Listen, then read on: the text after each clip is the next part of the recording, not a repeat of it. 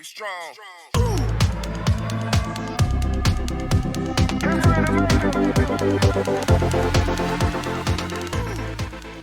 Hi, my name's Drew Campbell and this is my very first podcast. I'm not quite sure whether I'll be doing a weekly podcast, a fortnightly podcast or a monthly podcast. We'll just have to wait and see.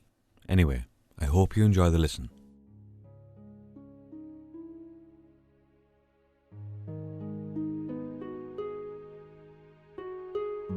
There's a book written by Wallace D. Wattles entitled The Science of Getting Rich.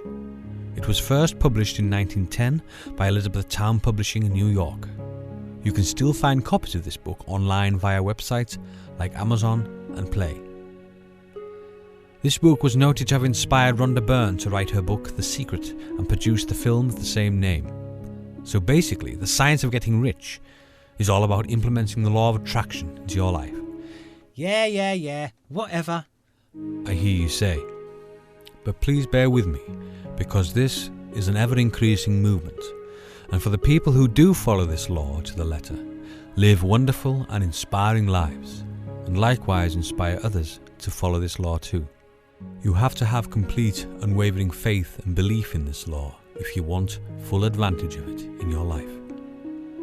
If you look into the science of quantum physics, for instance, you will see that the law of attraction applies here too, and thus implying that the law of attraction is in fact truth. Let me put it as plain and as clear as I can.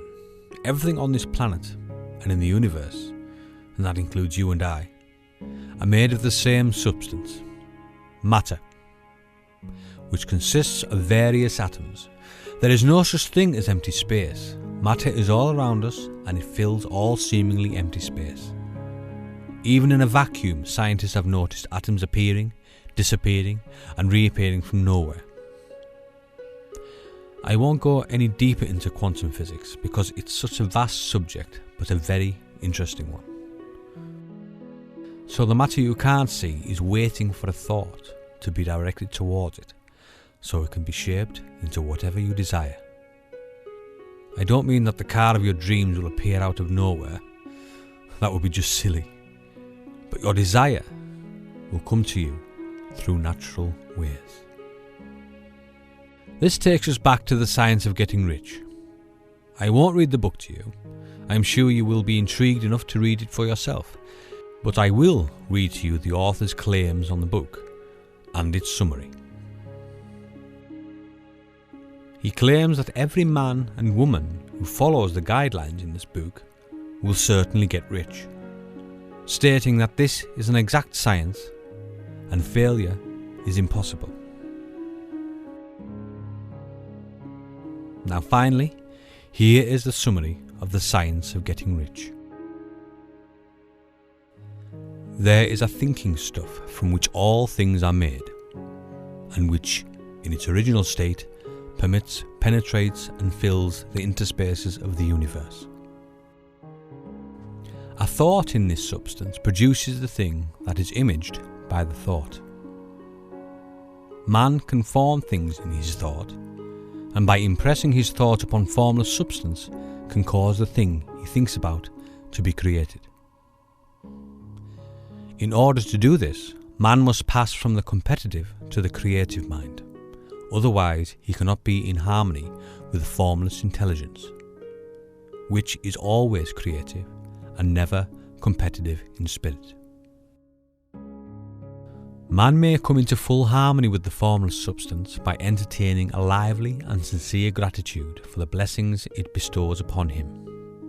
Gratitude unifies the mind of man with the intelligence of substance, so that man's thoughts are received by the formless.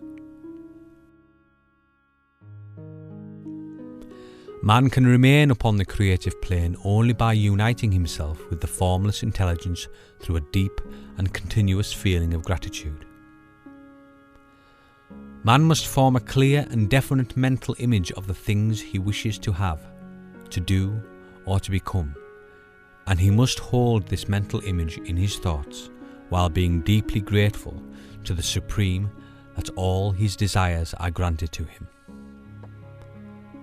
The man who wishes to get rich must spend his leisure hours in contemplating his vision, and in earnest thanksgiving that the reality is being given to him.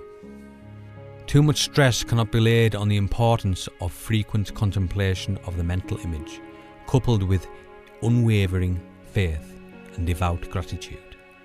This is the process by which the impression is given to the formless and the creative forces set in motion. The creative energy works through the established channels of natural growth and of the industrial and social order. All that is included in his mental image will surely be brought to the man who follows the instructions given above, and whose faith does not waver. What he wants will come to him through the ways of established trade and commerce. In order to receive his own when it shall come to him, man must be active, and this activity can only consist in more than filling his present place.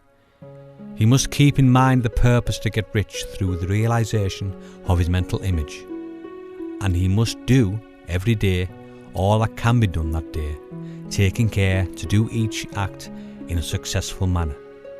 He must give to every man a use value in excess of the cash value he receives, so that each transaction makes for more life. And he must so hold the advancing thought that the impression of increase will be communicated to all with whom he comes in contact.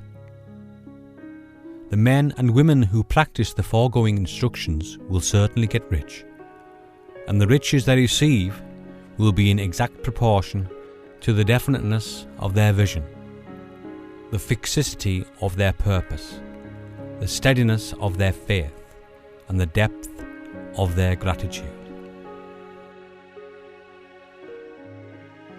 Thank you for listening, and if you wish to download a free PDF of The Science of Getting Rich, please go to www.thesecret.tv.